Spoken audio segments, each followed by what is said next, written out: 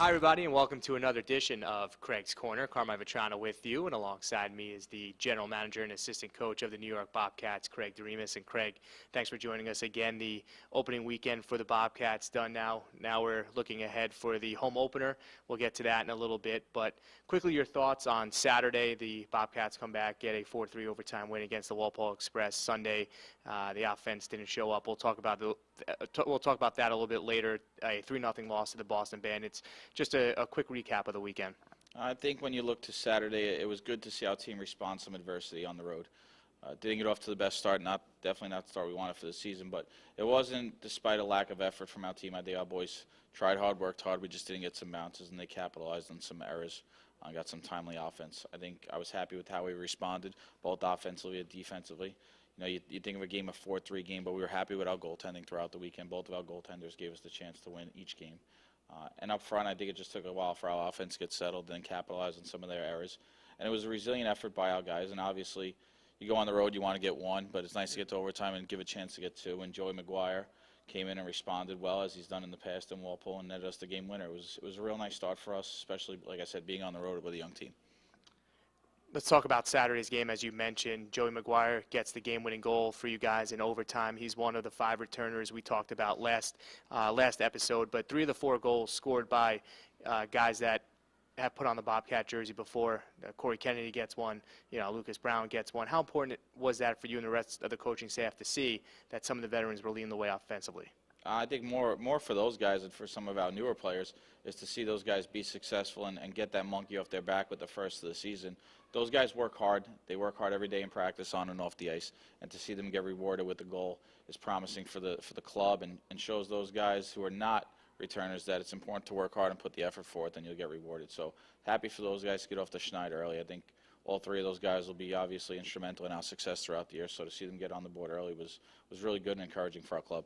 You talked about goaltending. Jordan Severo goes for you guys in game 1 and, really gave you guys the opportunity to stay within that game and then eventually get the game winner from Joey McGuire. Just talk about his play in net and what you saw from him. I think all throughout the game, Jordan stabilized us. I mean, obviously we were down at 3-0 at one point, but it was nothing to do with how Jordan was playing. It was more about the guys in front of him, and truthfully told, just some errors that happened. Jordan gave us a chance to win. Even at 3-0, made a few big saves to keep it that way. And then as we built and came back 3-1, 3-2, 3-3, and then again in overtime made some really big timely saves that gave us a chance to win. And we're happy with his play. Nothing he could have done on most of the goals. He got, they had a sick play in front where the guy capitalized on him. But aside from that, I think everything was just a breakdown in coverage and nothing that really showed a deficiency in Jordan's play.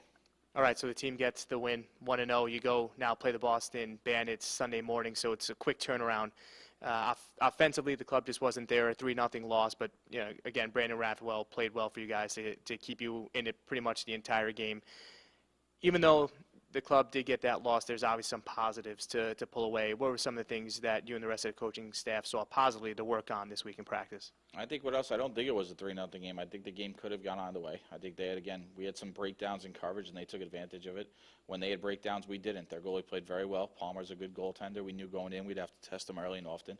I don't think we made his life as miserable as we would have liked. But with that being said, again, Boston's a good team. We know we're getting a good product from Coach Sterling. We knew it was going to be a test. They were coming off a big loss, a home loss on Saturday, so we expected them to come out with some extra vinegar in their veins. And they did so, and truth be told, our guys weren't ready to match their intensity early on. We got behind the 8 ball, and trying to come back from a 3-goal deficit 2 days in a row on the road isn't an easy task, and unfortunately our guys weren't up to it. With that being said, we got back on the bus, put it behind us, and started focused on Wilkes-Barre. Which brings us to this weekend opening night here at the Twin Rings at Eisenhower Park, the first home opener here officially during the regular season.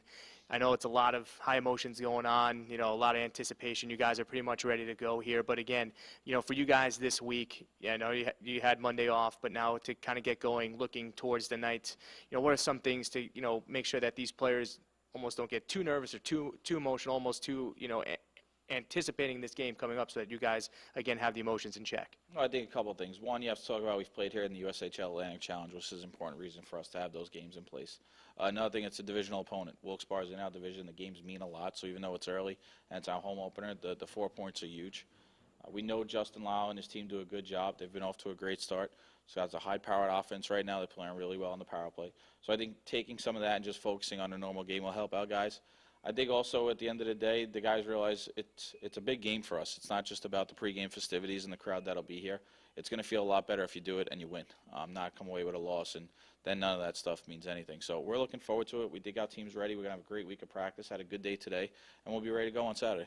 Let's just talk about the Knights real quick. On the ice, they're a team right now that's 4-1 in the division. Again, they played a bunch of games, more games than most of the teams within the division. But again, still 4-1.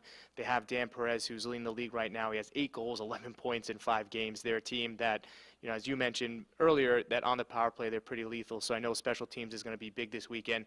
But on the flip side, their team in 4 games, they've also given up 16 goals. So, offensively, if you could, get some momentum going that way, hopefully that you guys could get it going in your direction.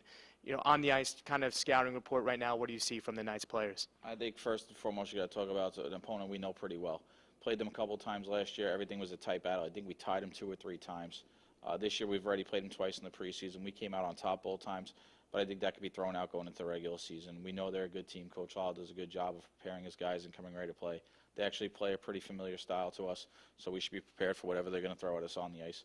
Danny Perez is a heck of a talent, uber talented kid who's had success in our league before, and truth be told, should be dominating in this year. With that being said, we'll mark him. We'll know where he is on the ice, but we're not going to give everyone too much respect. We're going to go toe-to-toe with those guys, and we believe that our team's prepared and ready to get 2 big wins at home.